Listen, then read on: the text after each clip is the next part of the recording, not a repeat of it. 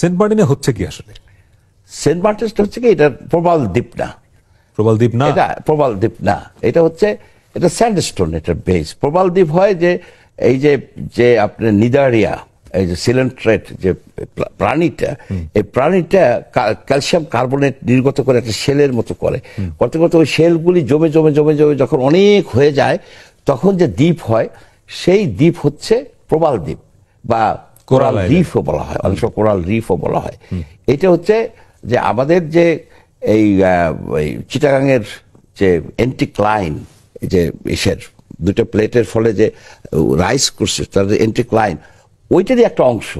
18,000 বছর 20,000 বছর আগে ইট ওয়াজ এ পার্ট অফ বাংলাদেশ। ল্যান্ড মাস ছিল তখন, এইগুলো আপনার এই সি লেভেল অনেক নিচে ছিল, ও সি লেভেল রাইজ করার ফলে এটা একটা দ্বীপ হয়েছে।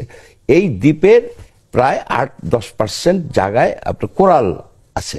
কোরাল সাধারণত যেখানে ঘোলাটে পানি থাকে সেই জায়গায় হয় না, ক্লিয়ার ওয়াটার লাগে। যেহেতু প্যাসিফিকে কোরাল, অনেক কোরাল রিফ হয়েছে। আমাদের এখানে তো নাফ নদীর থেকে পানি আসে, ঘোলাটে পানি, তার জন্য অল্প কিছু কোরাল হয়, এবং এটাকে রক্ষা করা উচিত। কোরাল রক্ষা করার জন্য মেইন জিনিসটা হচ্ছে কি, আপনার এখানে হারভেস্টিং, মাছ চাষ, মাছের হারভেস্টিং, তারপরে আপনার এই কি বলে, এই আপনার যে পানিতে যেন তেল মবিল রিলিজ না হয়, পলিউশন না হয়, এটা হচ্ছে মূল বিষয়।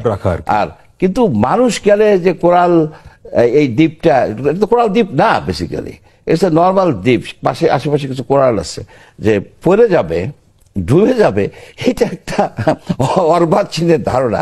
এই ধারণার কোনো মানেই নাই। এগুলি না, যে না, এরা মনে হয় কোরাল দেখেও নাই।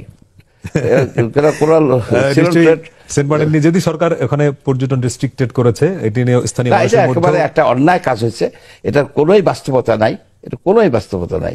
এখন অ্যাকচুয়ালি ইকোলজিক্যাল করার জন্য বরং অনেক বছর ধরেই বলা হচ্ছে যে এটা খুব ঝুঁকিপূর্ণ জায়গায় আছে, সেটা তো বলা হচ্ছে। এটা অনেক সময় এটা নিয়ে আমরা ছোট কাল থেকে শুনে আসছি যে Joseph Farland American ambassador Saint Martin দ্বীপ চাইছে, শেখ হাসিনাও বলে গেছে সেন্ট মার্টিন দ্বীপ চাইছে। তবে একটা ঝুঁকি আছে, খুব সম্ভব এটা 11 নম্বর ব্লকে এটা একটা মেজর হাইড্রো কার্বন প্রভিন্স, কারণ এটার নিচেই আপনার সিত্তাওতে প্রচুর গ্যাস তেল চাইনিজরা উঠাচ্ছে, খুব সম্ভব ইন্ডিয়ানরা উঠাচ্ছে। সুতরাং ইট হ্যাজ এ পটেনশিয়াল। তার মানে এখানে এটা নিয়ে হয়তো আরো একটু ডিটেইল কথা বলতে হবে। আজকে আমরা এই প্রসঙ্গে আর যেতে পারলাম না। অনেক ধন্যবাদ আপনাকে।